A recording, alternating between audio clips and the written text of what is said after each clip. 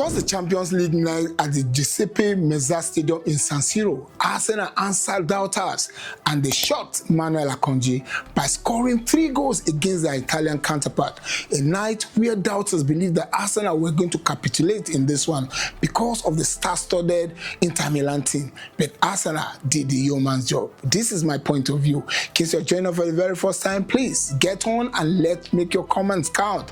Yes, Arsenal on this night were undoubtedly the best on this edition of the Champions League night, having 7 changes in personnel, but yet Arsenal went with so much cohesiveness, going the front foot, searching for that goal until notched it through Gabriel Jesus. And before you say Jack, the Italian giants came back biting with that strike by Sausage, but somehow Arsenal came back again to prove that they are the set-piece king, scoring through a set-piece by Gabriel Jesus again. And that is how Arsenal started concentrating play, and we started seeing some nervy play between both sides, but Arsenal were still as solid as ever from the back.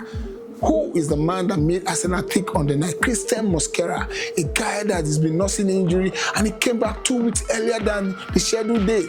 Yet he stood like a Trojan, played like a beast, played like a monster against the bullish playing pattern of Marcus Thuram and Lautaro Martinez. He remained unfazed. He didn't allow anything to take the shine off him. The young lad showed that we've got a handful at hand. Yes, Arsenal went on and kept playing beautifully well, and we saw that Miles Skelly need to do more. He need to increase his energy level because it was almost going to cost us that game because of his inability to track back when he attacks. But Arsenal were able to hold on to their own. And we saw the yeoman's job that Mikel Merino is doing in the team. And Gabriel Jesus truly showed that he's back. And at the end, he sent all the glory to God alone.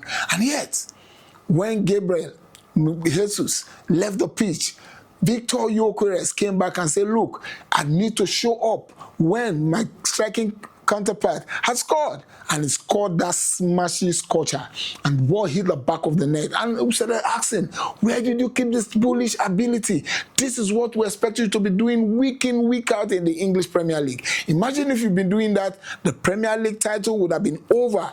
But yet, it is good that we have players that are bullish and able to come in and add their own act into this running trend that Arsenal is looking out for, chasing for titles and glory this season. And we find out that they need to improve the way he's playing. He needs to find out how to play on the high press, how to add defensive work to his ability, and also how increase his energy level, how to fall back and pick up the ball from the defenders and orchestrate play. That is the only thing that is stopping him from being a world class at the moment. But he also did a yeoman's job. And on the night, Arsenal were guilty of something. 70+ minutes, we start losing our cohesiveness, we start losing our unison, our togetherness on the play, and we start giving those niggling passes that almost want to cost us.